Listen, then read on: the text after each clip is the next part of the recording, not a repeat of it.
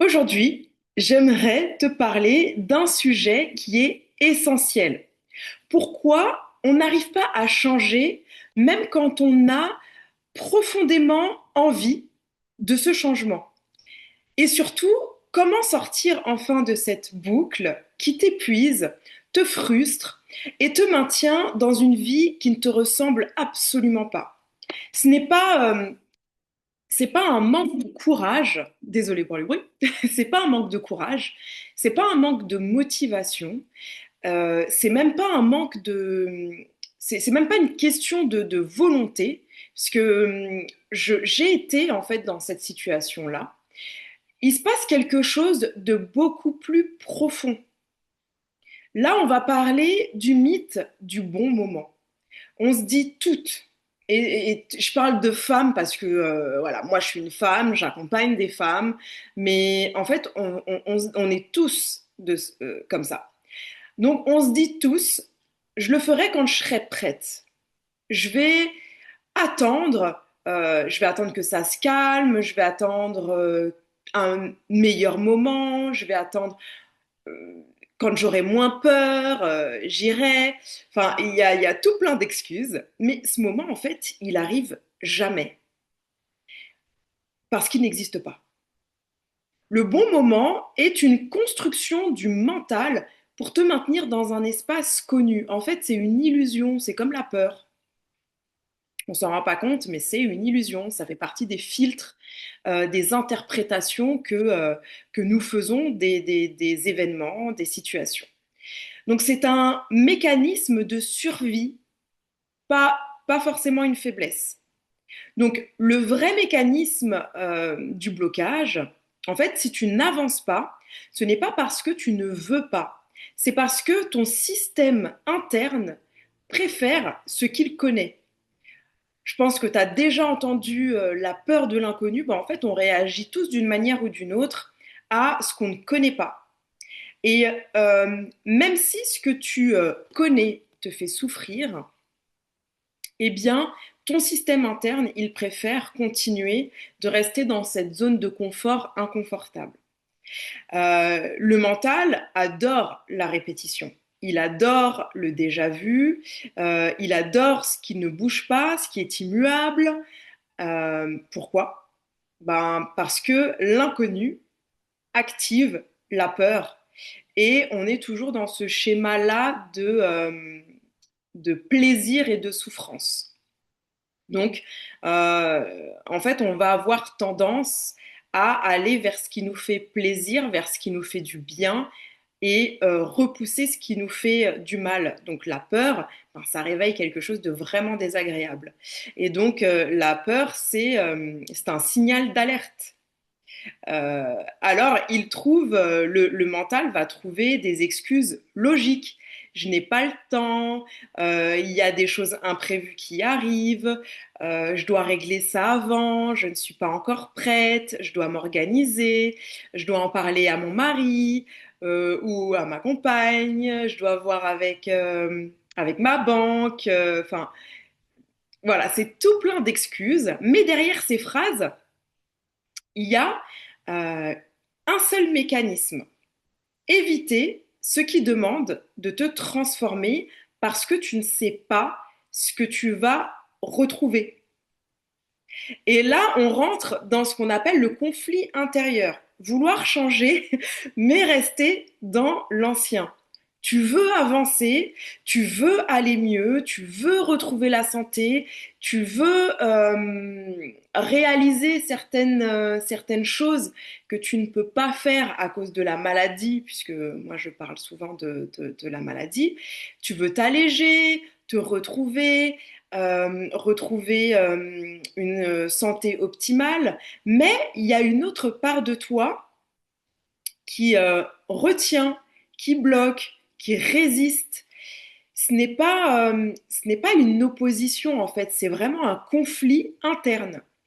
Une partie veut évoluer et l'autre veut rester en sécurité. Donc ça, c'est vraiment c'est une manière en fait comment dirais-je, c'est quelque chose que moi j'approfondis lors de mes accompagnements. Et quand je parle d'accompagnement, c'est vraiment quelque chose où, bah, en fait, il faut que ça soit un suivi sur du long terme, qu'on mette ensemble le doigt sur les choses, que tu puisses prendre conscience à travers des questionnements, à travers des exercices, que moi je puisse bien vérifier que tu avances bien sur ton chemin, etc. Alors que si je te donne un outil, bah en fait, déjà toi-même, tu ne sauras pas si l'outil, tu l'utilises correctement, si tu avances correctement, etc. etc. Donc, tant que ce conflit, il n'est pas vu, il n'est pas visible, tu n'as pas pris conscience de ça, tu as l'impression de tourner en rond dans ta vie. Ce que je comprends. Dans ton corps, dans tes symptômes émotionnels, physiques. Donc finalement, ne pas se choisir, c'est rester spectatrice de ton existence. Tant que tu ne te places pas au centre, que tu te priorises pas, les priorités des autres vont passer avant les tiennes. Mais ce que tu n'as pas compris, c'est que les symptômes sont là justement pour te pousser, t'envoyer des signaux d'alerte, pour te pousser à, à te mettre au centre de ta vie. Tu fais en fonction de tout le monde, mais pas en fonction de toi. En fait, tu es capable de donner plein de conseils, plein d'astuces, d'être à l'écoute des autres, mais pas toi. Tu peux aussi attendre un signe extérieur. Tu respires en apnée. Ça, la respiration, c'est aussi important. On n'a pas appris à respirer correctement. Tu t'adaptes encore et ta vie t'échappe. C'est épuisant à un moment donné, non? La vérité, personne ne viendra te sauver. Si tu cherches un sauveur à l'extérieur, c'est en vain parce qu'il n'y a personne qui peut connaître ton corps mieux que toi-même, qui peut connaître tes émotions mieux que toi-même, ton ressenti mieux que toi-même. Sauf que tu as perdu des clés, tu as laissé plein de couches, en fait, camoufler ta propre lumière et donc, personne ne viendra te sauver. Personne va faire le premier pas à ta place. Personne peut te donner ce dont tu as besoin mieux que toi-même. Le changement, il commence quand tu te choisis, quand tu décides que ta vie, ta santé, ton bien-être mérite, et c'est même pas mérite en fait, à un moment donné, il faut que tu t'autorises quoi. Il faut vraiment que tu te prennes la main et que tu te dises non, il faut que j'y aille, il faut que je fasse quelque chose pour moi, que je sorte de cette galère, que je sorte de cette merde et te faire passer en priorité. Certes, il y a des choses qui sont, il y a des choses qui sont, qui vont être, qui peuvent être compliquées, qui peuvent être difficiles. Mais en fait, tu préfères quoi? Tu préfères continuer à souffrir dans l'ignorance et rester dans ce cercle vicieux ou souffrir une bonne fois pour toutes et te dire, OK, j'ai les clés, je sais que je vais pouvoir sortir de cette merde. Vraiment, là, c'est une réelle décision à prendre. Moi, je me suis toujours dit ça à un moment donné de ma vie où j'ai pris conscience des choses. Je me suis toujours dit, mais bordel, autant que je souffre une bonne fois pour toutes, pour ne plus avoir à souffrir du tout, plutôt que de continuer sans arrêt à souffrir, d'être dans l'ignorance, dans l'incompréhension, dans la souffrance, tout en me disant, en fait, il y avait comme une part de moi à l'intérieur de moi qui me disait, il y a quelque chose à faire. Il y a quelque chose quelque part. Donc, je me suis dit, bah, en fait, je veux souffrir une bonne fois pour toutes, je veux prendre conscience de ce qui se passe à l'intérieur de moi, je veux me connaître, je veux me comprendre, je veux me transformer, je veux aller vers la meilleure version de moi-même. Et aujourd'hui, j'y suis et puis je continue à évoluer, bien évidemment, je m'arrête pas là. Mais en fait, je ne suis plus dans cette ignorance. Alors, quand est-ce qu'on change véritablement? Le changement, il commence pas quand tu es prête. Il commence quand tu décides que tu t'autorises, que tu mérites ce qu'il y a de mieux dans ta vie. Tout comme tu serais prête à donner le meilleur de toi à n'importe qui d'autre, eh bien, il y a nécessité que tu t'offres à toi-même le meilleur de toi-même. Quand tu sens cette petite voix qui dit, je veux plus rester là, je veux comprendre, je veux me transformer, c'est là que il y a un déclenchement, il y a une bascule qui s'active. Et parfois, tout ce qui te manque, euh, en fait, c'est vraiment juste quelqu'un qui te montre le chemin, quelqu'un qui vient t'éclairer pour traverser ces étapes, quelqu'un qui te comprend, quelqu'un qui est passé par ce que toi tu vis et qui, bien évidemment, a vécu des choses et en fait qui va te permettre de ne pas passer par des états d'erreur, vraiment des moments. Enfin, moi personnellement, je sais qu'aujourd'hui, quand j'accompagne ces femmes sont atteintes de maladies inflammatoires chroniques de l'intestin, eh bien, je leur évite mais plein d'erreurs que moi j'ai faites. Euh, et donc, c'est un gain de temps finalement. Donc, la conclusion de tout ça, si tu veux avancer, si tu veux comprendre ce qui se joue en toi, parce que vraiment c'est un jeu, on est dans un jeu, on est en train d'expérimenter quelque chose. Et si tu veux avoir les clés, si tu veux connaître les règles, le mode d'emploi de ce qui se passe à l'intérieur de toi, pour justement avoir toutes les cartes en main et appréhender au mieux cette existence, eh bien, si tu veux sortir de ce système répétitif et donc créer une véritable transformation, moi, ce que je propose euh, aux femmes atteintes de Mickey, que ça soit Crohn, rectocolite hémorragique, syndrome du côlon irritable, il y a des femmes aussi qui ont des problématiques au niveau du système digestif, donc au niveau des intestins, du côlon, du rectum, même de l'estomac, qui sentent qu'elles ont quelque chose, mais elles n'ont pas envie en fait d'aller se faire diagnostiquer. Moi, ça a été mon cas. Si tu n'as pas vu encore la conférence gratuite que j'offre sur les réseaux, ben en fait j'explique mon parcours. Ça, je ne vais pas le réexpliquer là, sinon la vidéo elle dure des heures et des heures.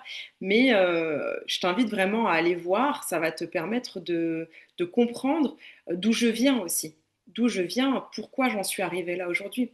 Donc, ce que je propose, c'est un appel bilan offert avec moi.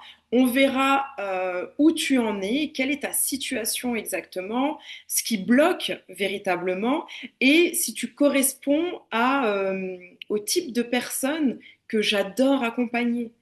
Moi, je pars du principe que j'offre vraiment un travail de qualité.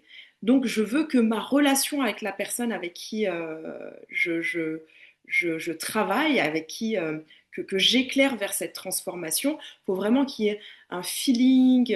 Même toi, en fait, je pense que tu vas te sentir plus à l'aise et plus à même d'accepter une transformation de t'autoriser une transformation si tu as en face de toi une personne avec qui le feeling passe bien, avec qui tu peux vraiment te confier, etc. Et donc, forcément, je ne peux pas prendre tout le monde parce que le feeling ne va pas passer avec tout le monde. Il y a d'autres praticiens avec qui le feeling pourra passer. Et encore heureux, il y a 300 000 hommes et femmes en France qui sont atteints de maladies inflammatoires chroniques de l'intestin. Ben, je ne peux pas accompagner, éclairer 300 000 personnes. Ça serait. Alors là, pour le coup, je ne penserais vraiment pas à moi. Et là, je serais dans ce rôle de sauveuse, alors que je ne veux pas être dans ce rôle-là. Je veux vraiment donner les clés de l'autonomie, de la maîtrise, du contrôle, de la compréhension, de la prise de conscience aux personnes que j'accompagne, parce qu'après, j'ai plus envie de vous voir. Une fois que l'accompagnement il est fini, bah en fait, on garde contact, mais en fait, tu as les clés, quoi. Et tu avances à ton rythme, tu avances confiante, sereine, pas en paix parce que finalement, ceux qui reposent en paix, c'est ceux qui sont plus, qui n'expérimentent plus cette existence, mais plutôt sereine. Et donc voilà. Donc en fait, le bon moment, tout ça pour dire, le bon moment n'existe pas. Ce qui existe, c'est vraiment le choix, c'est la décision de te prioriser qui existe. Ça, c'est réel. Ce n'est pas une illusion. La décision que tu prends de te faire passer en première, c'est ça qui existe. Et ça, c'est ta puissance. Et ça, c'est ton pouvoir que tu reprends dans tes mains. C'est l'autonomie que tu commences à regagner petit à petit. Et il y a des étapes à l'évolution, il y a des étapes à la maîtrise, il y a des étapes à la transformation. Et chaque étape, tu vas pouvoir les voir en face, les observer et en fait traverser en fait chaque frein. Chaque frein, tu vas pouvoir les traverser. Et peut-être que ce choix et que cette décision à prendre, bah, ça commence maintenant. Donc moi, je t'invite vivement à prendre cet appel bilan. Je vais mettre le lien de mon site internet. Comme ça, tu vas pouvoir retrouver un petit peu toutes les informations. Si jamais tu n'as pas vu la conférence gratuite, elle y est aussi. Et puis, tu auras aussi un espace où tu pourras prendre rendez-vous avec moi et ça sera avec grand plaisir qu'on se rencontre. Eh bien, à bientôt pour une autre vidéo.